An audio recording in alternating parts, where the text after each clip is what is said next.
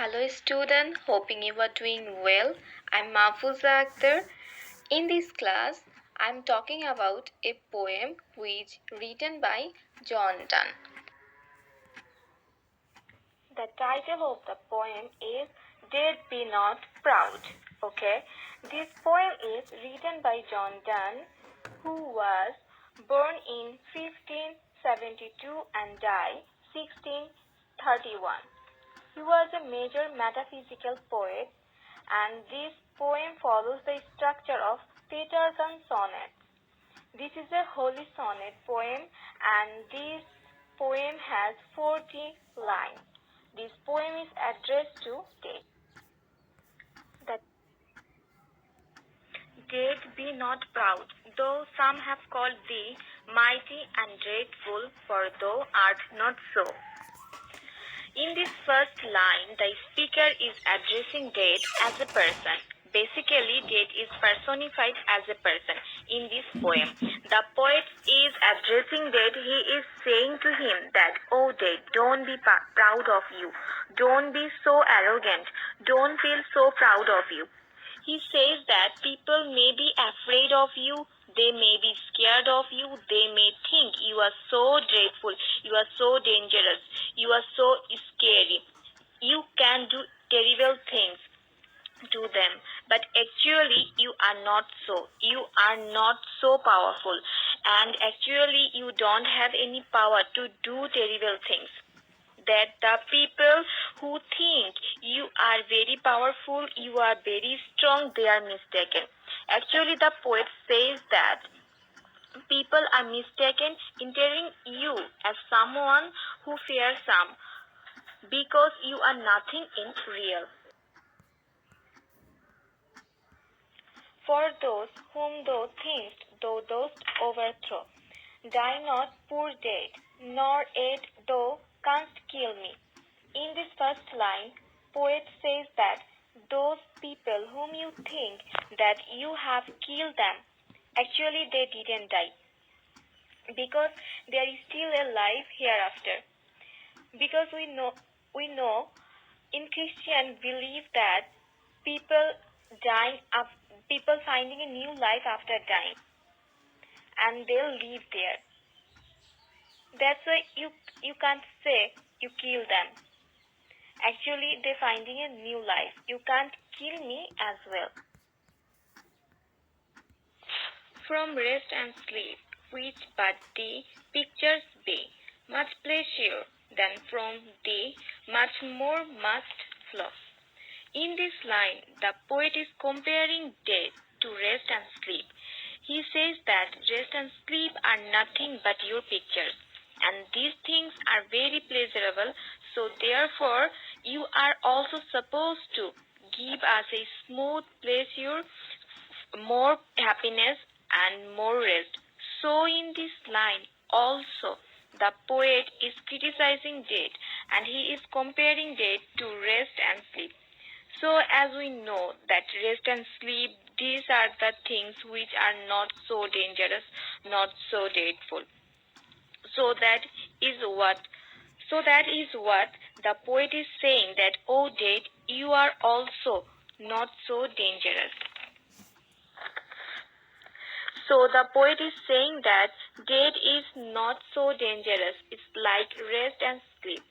And as we know that when we go to work and we do lot of hard work, so we get tired, we get exhausted, and at that point we want some rest, want some sleep.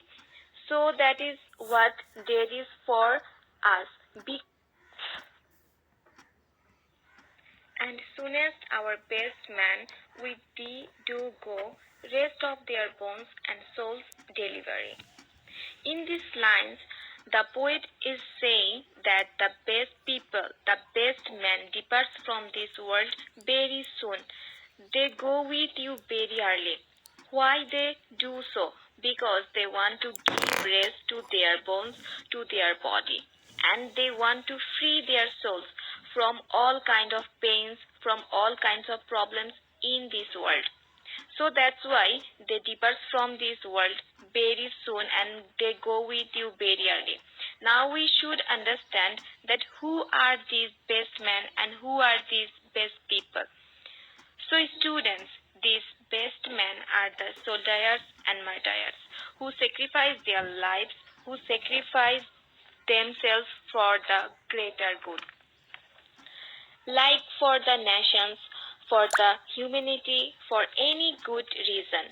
So they died young and they depart from this world very early. And in return, they get an eternal life in hereafter. Thou art slave to fate, chance, kings, and desperate men, and dost with poison wear and sickness dwell. In these lines, also the poet is criticizing death, and he is becoming more hostile towards death. Here the poet is starting death as a slave of fate, chance, kings, and desperate man. By telling death as a slave of these things, the poet wants to say that death is not something which is free. Death is not something which can do anything on his own free will, because death is manipulated and death is controlled by these things. Now we should understand that how these things control and manipulate death. First of all, if we talk about the fate, so fate is considered as a person and as something in literature which controls everything that happens to people, that happen to mankind, including when they will die. So it means that fate is the main cause behind the killing of someone, and death is just carrying the order from fate. So basically, he is becoming a slave to fate. Now, what is chance? How chance is the main cause of death, and how chance is the main cause behind the killing of someone? Chance is luck. The idea that things can happen for no particular reason. For example, when people die in any sudden accident, so it happens just because of chance. So here also death is not the main cause behind the killing of those people, but chance is the main cause behind the killing of the people. Now we should understand how kings are responsible for the killing of the people.